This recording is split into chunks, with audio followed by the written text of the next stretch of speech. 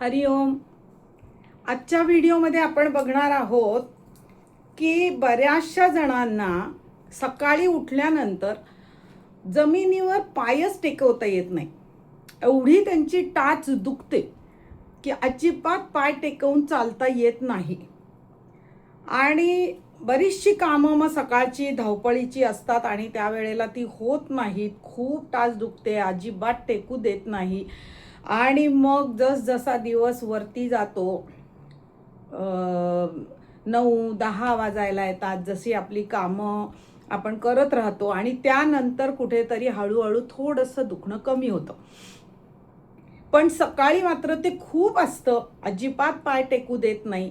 तर आजच्या व्हिडिओमध्ये आपण बघणार आहोत की ही टाचदुखी कशामुळे होते, का होते आणि ह्याच्यासाठी आपण काय उपाय घरच्या घरी करू शकू. कारण आपल्याला हे घरच्या घरी अगदी बरी करता येते. त्यामुळे आज आपण सगळे उपाय बघणार आहोत. व्हिडिओ शेवटपर्यंत बघा. नमस्कार, मी स्वर्णा कौलगुड, निसर्गोपचार तज्ज्ञ, योग पंडित आणि योग प्राध्यापक आहे. बघा की टाचदुखी ही कशानी होते, त्याची काय काय कारणं आहेत हे आपण सुरुवातीला बघूयात आणि नंतर आपण सगळे उपाय बघूयात की कसे कसे करायचे. बघा, ज्यांची पोटरीचे ज्यांचे स्नायू कडक झालेले असतात, मांसपेशी ज्या असतात त्या मांसपेशी एकदम कडक झालेल्या असतात, पोटरी एकदम कडक झालेली असते, त्यांची टाच दुखू शकते. किंवा तळपायाला आपली जी काही पायाची 5 बोटं असतात पायाची आणि टाच असते, तर खालच्या बाजूनी तळपायाला असे पूर्ण प्लॅंटर फेशिया ज्याला असं म्हणतात की ते स्नायूबंध असतात एक प्रकारचे. ते असे 5 बोटांकडनं असे टाचेकडे एकत्र मिळून असे जोडलेले असतात आणि पोटरीच्या स्नायूंचे सुद्धा स्नायूबंध हे एकत्र येऊन टाचेच्या तिथेच एकत्र आलेले असतात. आणि त्या टाचेच्या तिथे कॉर्नरला त्यांची झीज होते म्हणा किंवा त्यांना काही जखम होते म्हणा आणि त्याच्याही मुळे टाचदुखी होते. आणि खालचे जे स्नायूबंध आहेत तळपायाचे, एक प्रकारचा तो एक शॉक ॲब्झॉर्बर असं आपल्याला दिलेलं असतं, जसं गाडीला असतो. गाडीमध्ये, कारमध्ये आपण जेव्हा बसतो, बसमध्ये, त्यावेळेला आपल्याला खड्ड्यामध्ये वाहन गेल्यानंतर दणके बसू नयेत म्हणून जे शॉक ॲब्झॉर्बर असतात, तशाच प्रकारचे आपल्या शरीरामध्ये जे असतात ते हे आपल्या तळपायाच्या खाली असतात. आणि तळपायाच्या खाली हे जे काही, त्याला प्लॅंटर फेशिया असं म्हणतात आणि त्याला ना ताठरपणा आलेला असतो. आणि ह्या ताठरपणा आल्यामुळे सुद्धा टाच दुखत असते. तर पोटरीच्या स्नायूंना कडकपणा आल्यामुळे किंवा खालच्या भागाला तळपायाच्या प्लॅंटर फेशियाला कडकपणा आल्यामुळे ही टाच दुखत असते. तर त्याच्यासाठी आपण काय घरगुती उपचार करू ते आपण बघणार आहोत. अजून त्याची कारणं काय काय आहेत ते पण बघूयात. बघा, कोणाकोणाला युरिक ॲसिड वाढतं. युरिक ॲसिड ज्यांना वाढतं त्यांचे सगळेच सांधे दुखतात, पण त्यांना सुद्धा टाचेमध्ये हा स्पर होऊ शकतो. त्याला स्पर म्हणतात. म्हणजे हाडाच्या ठिकाणी थोडी हाडाची अशी वाढ होते. हाडाची वाढ होत नाही, पण त्याच्यावरती जी काही क्षारांची पुटं आहेत ती चढतात आणि त्या हाडाला असं टोक येतं आणि ते फार टोचत राहतं. तर त्याच्याहीमुळे येतं. किंवा जे एक्सेस काही मेडिसिन घेतात, गोळ्या घेतात आणि जास्त पाणी पित नाहीत, त्याच्यातले क्षार जे आहेत ते फ्लश आउट होत नाहीत शरीरातून आणि ते तळपायामध्ये म्हणजे ग्रॅव्हिटीला साठतात आणि त्याच्याहीमुळे टाच दुखते. तर जे जास्त प्रमाणात पाणी पित नाहीत त्यांची दुखू शकते. किंवा ज्यांच्याकडे क्षारयुक्त पाणी येतं भरपूर, त्यांना पण टाचदुखी होऊ शकते. त्याच्यानंतर एक्सेस वाढ होते, म्हणजे टाचेच्या हाडामध्ये थोडी एक्सेस वाढ होते आणि त्यांनाही टाचदुखी होऊ शकते. तर आपण पुढे बघणार आहोत की ह्यासाठी आपण घरगुती काय काय उपचार करू शकते. आणि घरगुती उपचारांनी हे पूर्णपणे बरं होतं. फक्त नीटपणे बघा की ह्याच्यामध्ये आपण काय काय उपाय करणार आहोत ते, आणि निश्चितपणे तुम्हाला फरक जाणवेल. कारण बरेचसे पेशंट माझ्याकडे येतात, त्यातल्या बहुतांशी ज्या महिला असतात त्यांना सकाळी उठून खूप कामं असतात कधी मिस्टरांचा डबा तयार करून द्यायचा असतो, कधी मुलांचे डबे तयार करून द्यायचे असतात, खूप धावपळ असते, स्वतःला जॉबला जायचं असतं, पण त्या पाय अजिबात टेकू देत नाही. अशा दुखण्यामुळे सगळं काही जमत नाही त्या महिलेला, तर खूप त्रास होऊन जातो. तर घरच्या घरी हे उपाय करा, बघा भरपूर आराम पडेल, अजिबात टाचदुखी पळून जाईल. आणि मी जे काही काय सांगितलेलं आहे ते पण पथ्य पाळा.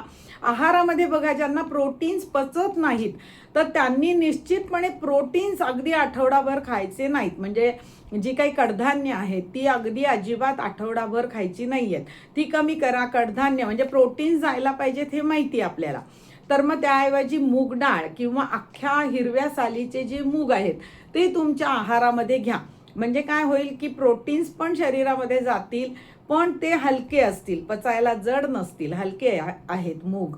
त्याच्यामुळे काय होईल की तुम्हाला हे युरिक ॲसिड शरीरामध्ये साठणार नाही. त्यामुळे जर कडधान्य खायचं असेल तर निश्चितपणे तुम्ही हिरव्या सालीच्या मुगाचा वापर करा किंवा मुगडाळीचा वापर करा. क्वचित प्रसंगी तुम्ही मसूर डाळ वापरली तरी चालेल, मठाची डाळ वापरली तरी चालेल, पण अख्खे वाटाणे, राजमा, छोले हे सगळं खाण्याचं टाळा. बघा तुम्हाला भरपूर उपयोग होतील. भरपूर पाणी प्या आणि मी जसं व्हिडिओमध्ये सांगितले तसे निश्चितपणे व्यायाम करा. बघा अतिशय फायदा होईल तुम्हाला. त्रिवेणी योग निसर्गोपचार केंद्राचे व्हिडिओ तुम्ही पाहत असाल तर लाईक करा आणि सबस्क्राईब करा. सबस्क्राईब करणं फ्री आहे. आपण नवनवीन असेच व्हिडिओ चांगल्या माहितीचे जे आपल्या पेशंटला उपयोगी पडतात ती माहिती तुमच्यापर्यंत पोहोचवण्याचा मी नेहमी प्रयत्न करत असते. तुम्हाला आवडत असतील तर निश्चितपणे सबस्क्राईब करा, लाईक करा, कमेंट करायला विसरू नका. धन्यवाद. भेटूयात पुढच्या व्हिडिओमध्ये. बघा तर मग कसे कसे व्यायाम मी सांगितलेले आहेत ते बघा. आता आपण एक एक उपचार काय काय करणार आहोत ते बघणार आहोत. सुरुवातीला आपण आता पेशंटला टाच भयंकर दुखती आहे उजव्या पायाची, तर आपण इथे 6 पॉईंट्स काढणार आहोत. बघा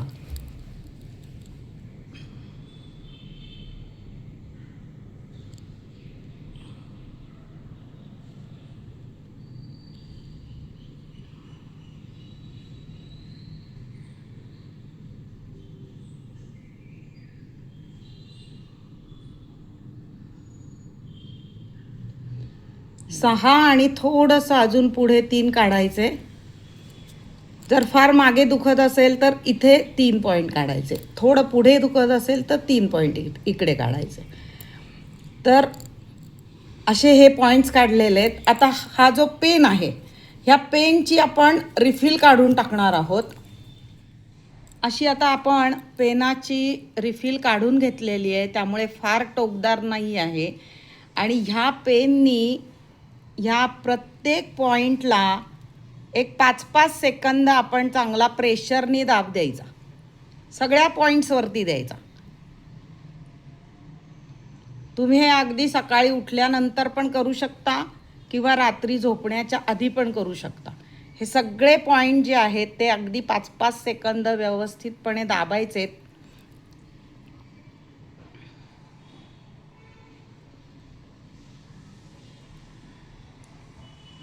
युरिक ॲसिडमुळे किंवा कॅल्शियममुळे जर काही स्पर वाढलेला असेल तर तो कमी व्हायला यांनी मदत होणार आहे.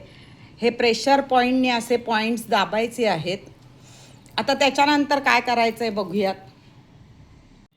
अशा पद्धतीचं लाटणं जे आपल्या घरात असतं ते घ्यायचं आणि मी जशी माहिती सांगितली की प्लांटर फेशिया जो आहे तो असा पूर्ण इथे जोडलेला असतो, स्नायूबंध तो ताठरलेला असतो. तर चांगलं दाबून लाटण्याने असं त्या प्लांटर फेशियाला एकदम फ्लेक्झिबल करायचं आहे. ह्यानी पण खूप फायदे होतात आपल्याला. अजिबात टाच दुखणं बंद होऊन जातं. हे करायचं आहे. आणि त्याच्यानंतर आपण बघूयात. तर मी जसं म्हटलं तसं काफ मसल जे आहेत ते टाईट झालेले असतात. आपल्या पोटरीचे स्नायू टाईट होतात, त्यामुळे पण टाच दुखते. त्याच्यासाठी असं लाटणं जे आहे ते पोटरीच्या स्नायूंवर दाबून फिरवायचे. ह्याने सुद्धा टाचदुखी अगदी कमी होऊन जाते. बघा अशा पद्धतीने रगडून रगडून आपल्या पोटरीचे स्नायू जे आहेत ते चांगले चोळायचे आहेत. आता आपण साहित्य काय काय घेतलंय ते बघूयात आणि नंतर याचा काय उपयोग कसा करणार आहोत ते पण बघणार आहोत. बघा या आपण काय काय वस्तू घेतलेल्या आहेत. मागच्या व्हिडिओमध्ये आपण पिंक सॉल्टची माहिती बघितली, त्याच्यामध्ये कोणते कोणते गुणधर्म असतात हे पण बघितलं. पिंक सॉल्ट याला म्हणतात, याला सेंधव मीठसुद्धा म्हणतात, हिमालयन मीठ पण म्हणतात, कोणी कोणी रॉक सॉल्टसुद्धा म्हणतात. तर हे खाणीतून आपल्याला उपलब्ध झालेलं असं पिंक सॉल्ट आहे, ते पण आपण घेतलेलं आहे. त्याच्यानंतर बघूयात आपण इथे तुरटी घेतलेली आहे बघा. आता अशा फॉर्ममध्ये सुद्धा तुरटी आपल्याला दुकानामध्ये मिळते किंवा अशा फॉर्ममध्ये सुद्धा आपल्याला तुरटी उपलब्ध होते. कोणतीही जी तुम्हाला उपलब्ध होईल तशी तुरटी घ्यायची आहे आपल्याला. प्रमाण काय काय घ्यायचं आहे ते सगळं मी नंतर सांगणार आहे तुम्हाला. त्याच्यानंतर आपल्याला हा भीमसेनी कापूर घ्यायचा आहे बघा. जो गोल गोल असा कापूर मिळतो तो न घेता हा भीमसेनी कापूर घ्यायचा आहे. हा खूप औषधी आहे. सगळ्या याचे गुणधर्म सगळं बघणार आहोत आपण, पण हे सगळं घेणार आहोत आपण. आणि ह्याच्या आपल्याला पावडरी पाहिजे आहेत, त्यामुळे त्याच्यासाठी मी इथे खलबत्ता घेतलेला आहे, ज्याच्यामध्ये मी हे मीठ बारीक करणार आहे आणि नंतर मिक्सरमधून काढून घेणार आहे, किंवा नाही काढलं आणि ह्याच्यातच बऱ्यापैकी बारीक केलं तरी चालणार आहे. त्याच्यानंतर तुरटी पण आपण बारीक करून घेणार आहोत आणि भीमसेनी कापूर पण आपल्याला बारीक करून घ्यायचा आहे. तर मिठाचं ही जी काही खलबत्ता आहे, हा मिठाचा होण्याच्या अगोदर आपण त्याच्यामध्ये भीमसेनी कापूर आधी बारीक करून घ्यायचा आहे. तो पूर्ण काढल्यानंतर मग त्याच्यामध्ये तुरटी आणि मीठ हे पण नंतर बारीक करणार आहोत. आता या सगळ्याच्या पावडरी आधी आपण करून घेऊ आणि मग नंतर आपण त्याचं प्रमाण बघू. एका वेळेला आपल्याला 1-1 चमचाच पावडर लागणार आहे, पण जर आपल्याला थोडे 8 दिवस आपल्याला हा शेक घ्यायचा असेल तर आपल्याला ह्या सगळ्या गोष्टींच्या 8-8 चमचे तरी पावडरी आपल्याकडे लागणार आहेत. तर थोड्या मिठाची मी सध्या पावडर करून घेते आहे, थोड्या तुरटीची पावडर करून घेते आहे आणि थोडा भीमसेनी कापूरची पण मी पावडर करून घेते. पावडर करून घेतल्यानंतर वापरायचं कसं ते पण आपण बघणार आहोत. बघा, ज्या पायाची टाच दुखतीये तो पाय असा सरळ ठेवायचा आणि त्याचा जो पंजा आहे तो आपल्या बाजूला ताणून घ्यायचा. मग तो ओढणीनी पकडा, आपल्या बाजूला ताणा, जेणेकरून इथे आपल्याला ताण जाणवला पाहिजे. प्लांटर फेशिया जेव्हा तुमचा सॉफ्ट होईल त्यावेळेला तुमची टाचदुखी कमी होईल निश्चितपणे. आता अजून एक काय करू शकतो, तर पाय गुडघ्यात दुमडून ह्या दुसऱ्या मांडीवर घ्यायचा आहे आणि हातांनी हा असा आपल्याकडे ओढायचा आहे. इथे एक हात पकडायचा, इथे एक हात पकडायचा, इथे एक पकडायचा, हां, आणि हा आपल्याकडे ओढायचा असा. असा जेव्हा ओढतो ना त्यावेळेला इथे ताण जाणवतो आणि त्याने सुद्धा खूप फायदे होतात. तर सकाळी सकाळी उठल्याबरोबर आपण हे सगळे व्यायाम करून घ्यायचे आणि नंतर गरम पाण्यामध्ये आपण पाय टाकून बसणार आहोत आणि त्याच्यामध्ये काय काय टाकणार आहोत गरम पाण्यात ते एकदा बघून घेऊया. आता बघा, ज्या पायाची टाच आपली दुखत आहे त्याच्यासाठी आपण हे गरम पाणी घेतलेलं आहे आणि त्याच्यामध्ये आपण ज्या तिन्ही पावडरी केलेल्या आहेत त्या 1-1 चमचा घालणार आहोत. सुरुवातीला आपण ही कापूर पावडर, भीमसेनी कापूरची पावडर घालूयात 1 चमचा. त्याच्यानंतर ही तुरटीची पावडर घालूयात आपण 1 चमचा. त्याच्यानंतर हे पिंक सॉल्ट जे घेतलेलं आहे आपण, सैंधव मीठ, हे पण आपण 1 चमचा घालणार आहोत. हे थोडंसं जास्त घातलं तरी सुद्धा चालणार आहे. 1.5-2 चमचे अगदी घातलं सैंधव मीठ तरी चालणार आहे. आणि हे सगळे तिन्ही गोष्टी आपण 1-1 चमचा आणि सैंधव मीठ थोडं जास्त घातलेलं आहे. हे सगळं पाण्यामध्ये विरघळवायचं आणि आता त्याच्यात आपण पाय बुडवणार आहोत. अर्थात लगेच पाय बुडवला जाईल असं नाही, थोडं सोसवेल असं पाय बुडवायचं आहे.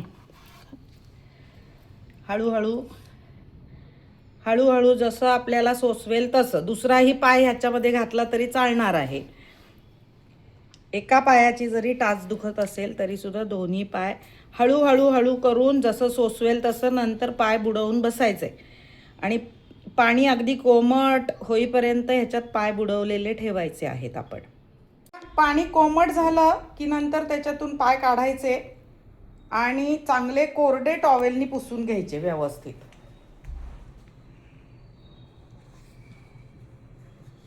खालच्या बाजूनी पण व्यवस्थित कोरडे चांगले पुसून घ्यायचे पाय. पुसून झाल्यानंतर जसं मी दाखवलं आहे की हे मुरी वेण्णा तेल जे आहे ते थोडंसं हातावर घ्यायचं आहे आणि ते चांगलं व्यवस्थित टाचेला आणि तळपायाला व्यवस्थितपणे लावून घ्यायचं मुरी वेण्णा तेल. आणि झोपताना गादीवर झोपताना असंच एखादं कापड वगैरे घ्यायचं आहे पायाखाली आणि मग झोपायचं आहे. हातावरती घेतलं तरी चालेल. थोडंसं तळ हातावरती घ्यायचं आणि व्यवस्थितपणे लावायचं थोडं.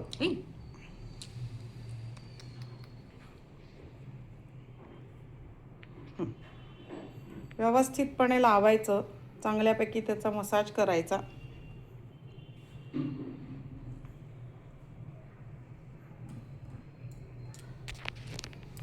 मसाज करताना